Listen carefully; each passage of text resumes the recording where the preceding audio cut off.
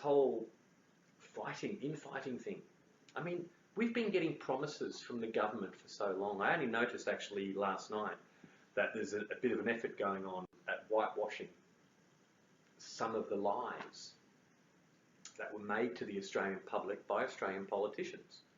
For instance, back in 1998, when Peter Beattie was up for election in Australia, he promised that if elected, he would make personal possession of up to 1 kilo legal.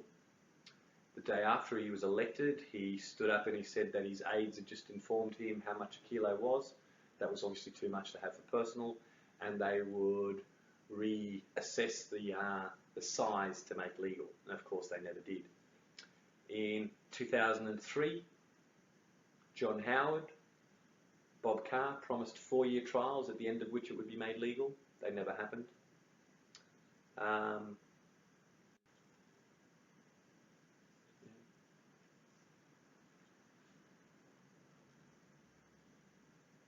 It's not just years now, it's decades. But politicians have stood there and said, yes, we can see medical cannabis has a place and we're going to make it legal. Decades.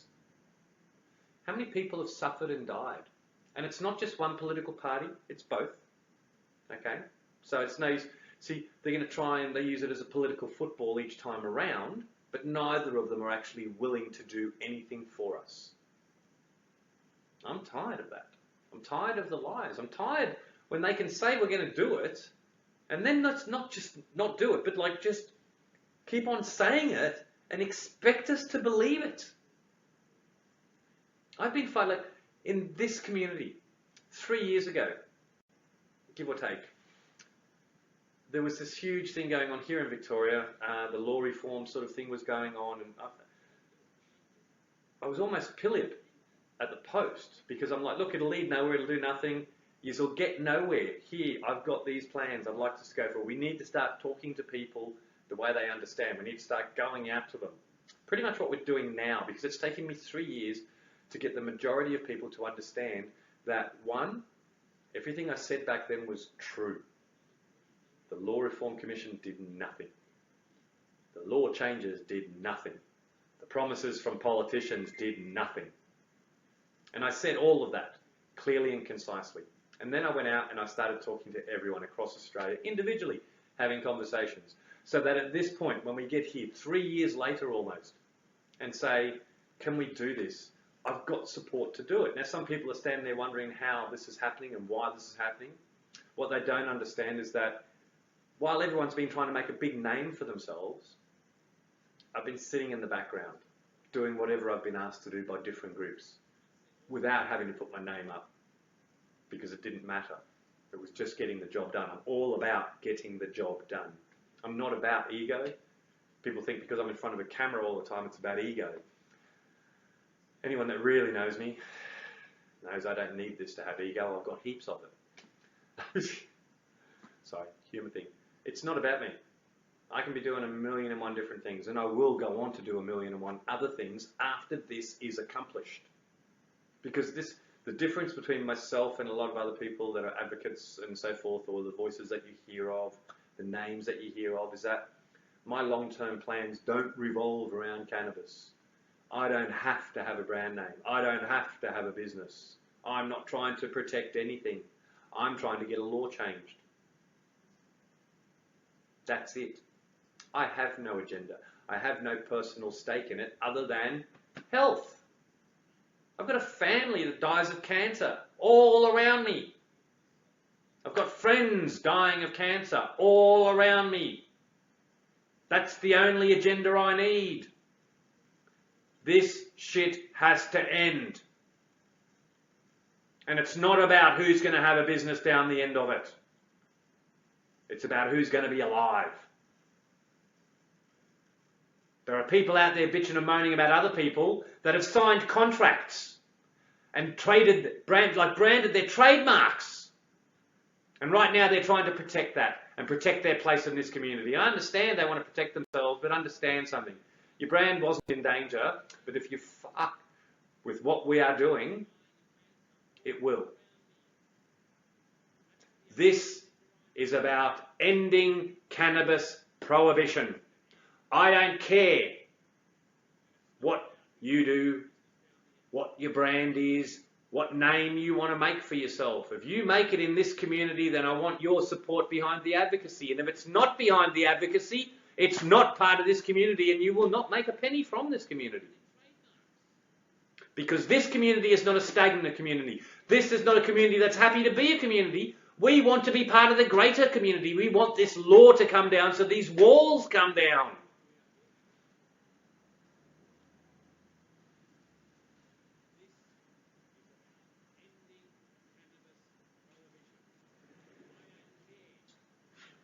Not me. I wasn't referring to me. I was talking about the contracts that Jenny Hallam and that have, you know, to be the oil suppliers and the brand name and all that, you know. Sorry. I don't sign contracts with anyone. I don't sign anything.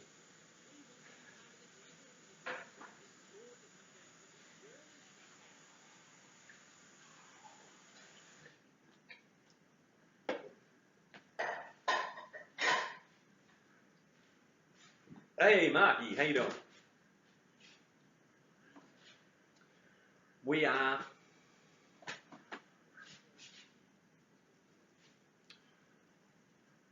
persecuted, we are discriminated against, we are lied about. I'll tell you a funny story. In 2004, they decriminalised cannabis in Western Australia. And they made this huge, huge thing about the fact that use had gone up. And when they looked at the stats later on, they realised that it dropped from 13.7% down to 10.8%. And you know where it dropped? It dropped in the youth, dramatically. Which is what's illustrated in all of the overseas models. You see, when we say we need to end prohibition, when we want to allow access to cannabis, we're not talking about reinventing the wheel. We're not talking about doing something new that hasn't been done before, because it's been done, and it's been done successfully. What you need to understand is that in the places where cannabis has been made legal and made available, cannabis use by the youth has dropped. Prescription drug deaths have dropped. Drug driving, dropped. Crime, assaults, dropped. Across the board. Big checks with tax dollars going into the state coffers, schools getting built, hospitals. That's what prohibition coming to an end has done for those places. People don't die. Nobody's ever died from cannabis use. People die every single day from a prescription drug. Over 400 people have died this year alone from prescription drug opiate overdoses. And we're not talking about heroin bought from a drug dealer on a corner. We're talking about a pill that's given to a doctor to somebody that goes home and dies. Every day. These are the real risks in society. The fact that all of these things are real and nobody seems to care. Nobody seems to realise the facts. And I'm a big person. I like facts. I like what's real. I don't like what the facts are telling me. I don't like the arrests that are happening in Australia every year for possession. I don't like the fact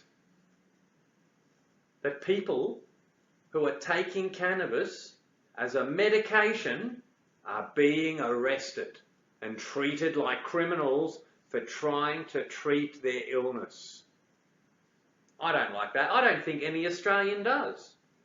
I think if Australians knew what vulnerable Australians were actually going through on a daily basis,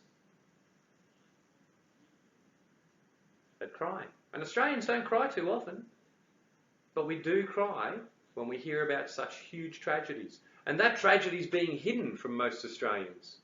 Because that's the reality. When you see drugs like Keppra dropping $20 million in sales in this country alone every year, you know there's an awful lot of epileptics that are not taking it. What are they doing? That's right. They're taking cannabis oil. Tens of thousands of epilepsy sufferers in this country alone are self-treating with cannabis oil. Why? Because it's more effective, because it's less harmful. And you think about that.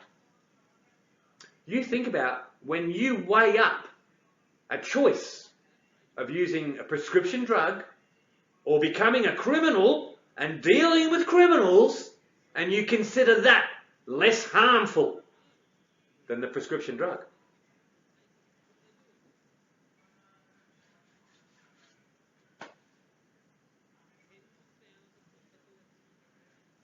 Cannon and a tool. That's right. Patients, we're going to teach you how to grow your own parsley. We're going to teach you how to make your own parsley oil. You get the idea. We're going to teach you everything you need to know to do it yourself.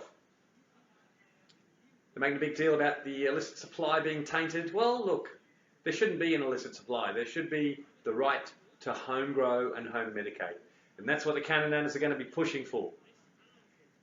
It's not rocket science. It's not reinventing the wheel. It's just logic, it's facts, and it's required.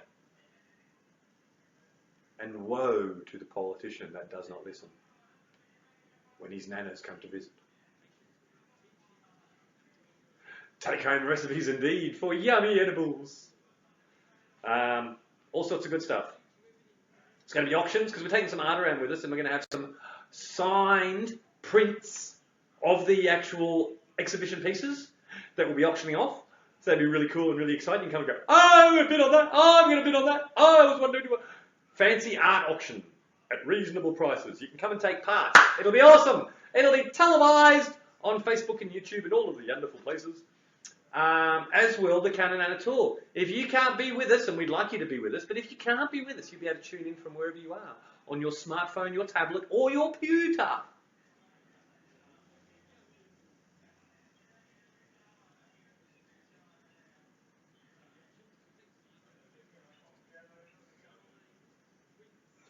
Oh. I didn't even gel on that one. Sorry, Deb. It's because I was caught up doing my hair. It's luscious. And I ran out of time to prepare myself. Oh, I'm already, made myself all ready for the tour. My hair was looking shocking. I was still coming down from the purple. And I wasn't sure if I wanted to go purple again for the Canon and a Tour because I wanted to separate myself from the audience a bit. That's so wrong. I thought about it. I walk in the room and they're going to think I'm taking out the piss.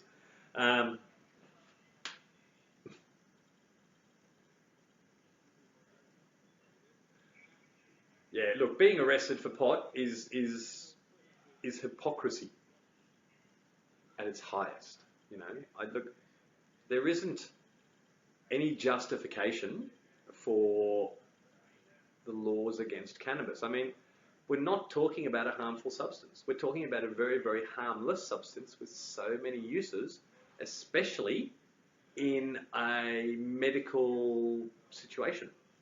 And look, it's not just one or two. I've got a copy of the 1927 Pharmacological Formulary. Okay, it's funky, and it's got all these different preparations for him, cannabis, the oil and so forth, for different conditions, different illnesses and different types of treatments. You see, cannabis was the backbone of Western medicine until it was torn away, and it wasn't torn away because Western medicine had suddenly lost faith. Cannabis was made illegal purely and simply for political purposes. It was part of a negotiation for something completely different, and just basically got crushed along the way. The thing is, that's then, this is now, and we are logical people. We all have access to Google, we all have access to PubMed, and we all have access to the truth. Cannabis isn't harmful. People on the other side of the world have been smoking it legally for a long time, and the world didn't fall down. Chicken Little was wrong. what has happened and continues to happen, that everyday prohibition continues to stand, is that more Australians, more people around the world suffer. Some will die, deaths that they do not need to be dying. Painful deaths.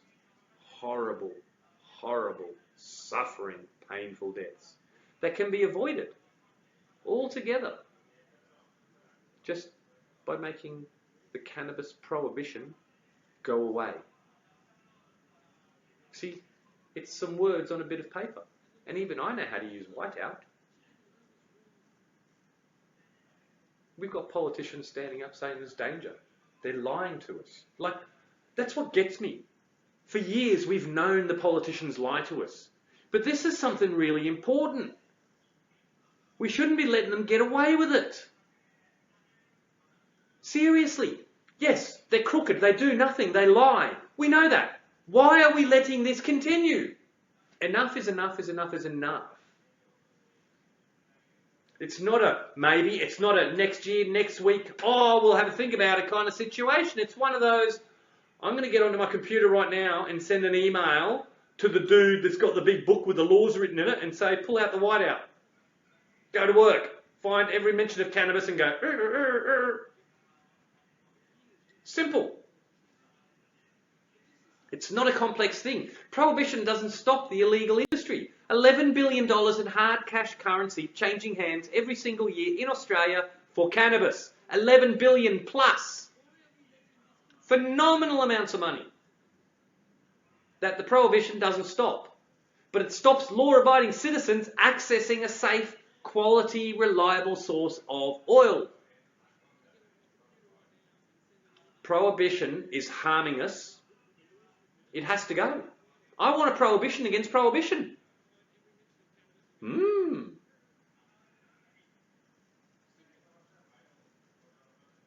Yeah, they can take our cannabis. They can take our cannabinoids, but they'll never take our cannabinoid receptors. I like that, George. Good on you. Just need the blue woad thing going down the face. The hair out. Hold up a big bud. They can take our cannabis. No, don't take my cannabis. Please don't take my cannabis.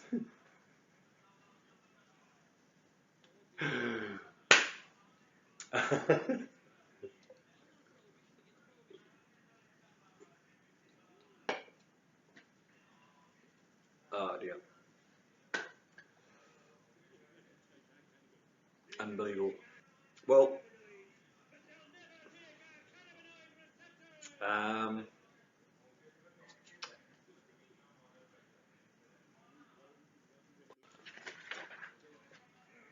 I've got all these notes, but I'm all scrambled. Yeah, so look, right now, the reality is there's some bullshit going on. Personally, I think we should just rise above it, go, pointless, waste of time, waste of effort, waste of focus. What are we about? Are we about infighting? Or are we about changing the law? Are we about fighting each other or fighting prohibition? Where do you think our focus should be? Where do you think our direction should be? Where do you think our energy should be focused? On the task, right? And the task is ending prohibition. That's it. Not regulating the illicit oil supply. That's not our place. It evolves. Same as the actual cannabis market, it's there. And until the law's changed, it won't. So let's not waste our time looking at things that we can't do anything about. Because those things will all fall if we change the law. The bad oil makers will be gone when we change the law. The good oil makers will have an opportunity to prove their worth and go on to make a career for themselves when we change the law. The focus should be changing that law. Not what's over there, not what's over there, and certainly not what's behind us. Firmly enforced ahead. Join me in looking to a future, because this has gone on long enough. It's almost like a cycle. Oh, we're a bit bored. Let's start a shit fight against ourselves. I'm over it. Aren't you?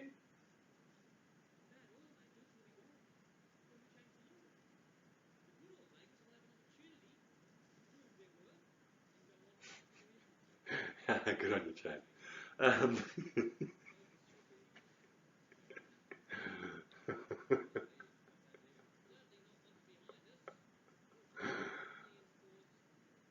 Overgrow. That's exactly right. Don't forget, hemp sector, seed bombs coming up. Get involved. Let's get some plants happening out there. You know, grow a few seedlings at home and then go on sort of like when they get up a little bit, then go and stick them into gardens around cop shops. Don't get caught though. Don't say I told you to do it. Mum's the word. It's like there's a recording of me saying to do it, I suppose. Yeah. Okay. I may not be posting this video. Of course I am. Indeed, Gail. I mean, it's this stupid thing, and it does nobody any good, and it is completely counterproductive. And I'm so glad that we've been able to just go, you know what? Bugger it. We've got important stuff to talk about. We've got important stuff to do. Because for us, it's about the patients and enabling them to get access. And how do we do that? It's not by regulating the illicit supply, it's by changing the law. Once more time, folks, changing the law. MCUA, cool cats.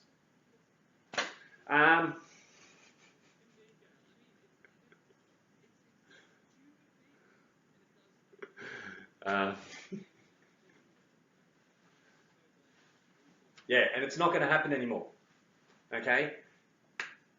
Guys, we are moving forwards in huge steps. You're going to see it over the next few months.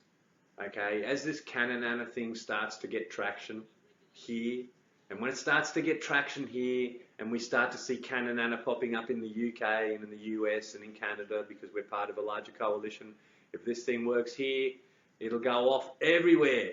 It'll be an Australian initiative, obviously, but you know what? It's not about brands. It's not about making money. It's about changing the law.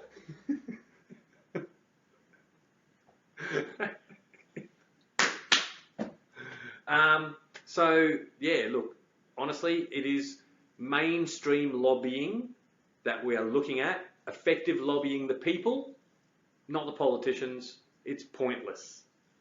I don't even want to sit in a room with one anymore because I know I'm just going to come out with minutes of my life that I'll never get back, that have been wasted. Because they'll say all the words and they'll do all the nods and then they'll do nothing, just like they always do. And they're not going to get away with that this time. We're prepared. Damn right we are. We're going to succeed. We're going to prevail. We're going to do that because of your help, your support. So, once again, don't forget, MCUA-INC, so that's MCUA Incorporated, so it's mcuainc.org.au. Join. Become one of us. One of us. One of us. And get your friends and your family to join. All of them.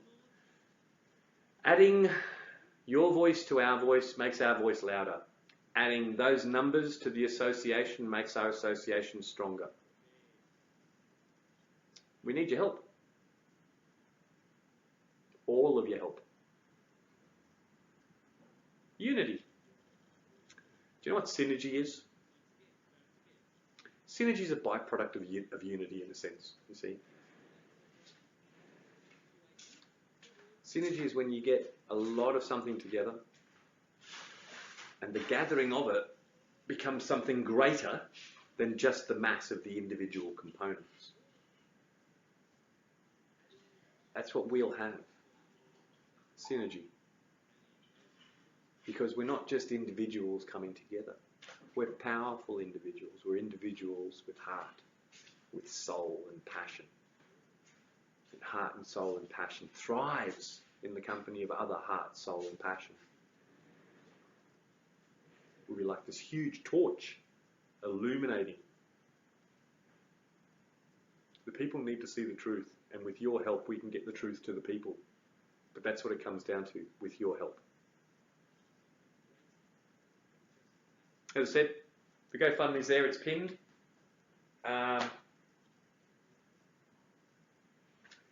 Do what you can. If you can't financially support it, please copy and paste the link into your notepad on your phone, and then once a day, just paste it into a group or pop it up.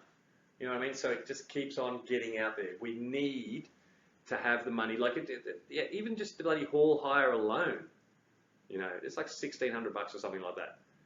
Like, I'm getting requests from people for money to come and speak. I've declined. I've made a big point from day one. One, that all of the money's raised goes to a trust account, so it just can't be spent willy-nilly. Every penny has to be tracked. And two, that this tour is to be done on what I consider to be our mission statement, which is to spend your money as frugally as possible, to maximize every dollar.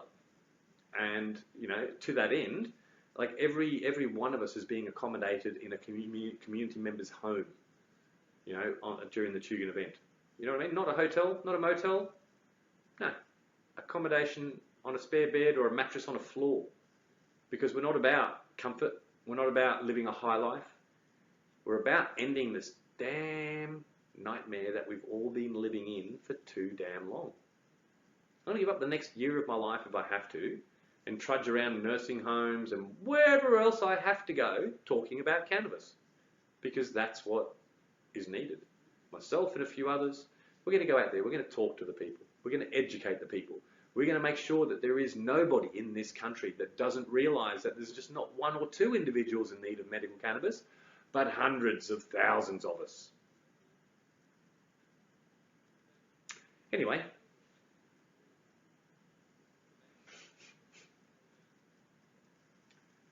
damn right. I'm going to probably be on a bit later on the Green Cross ones and stuff like that. Look, at the end of the day, we need to be working together. And no matter who's throwing shit at who, I just want you guys to just look and just go and just realise it's not worth getting involved. And anybody that is getting involved, is that want to perpetuate that kind of shit, you've got to, like I said, evaluate the reasonings. You know what I mean? Just stand back and look at it and see who's coming out of this with a win. You know, what's being achieved.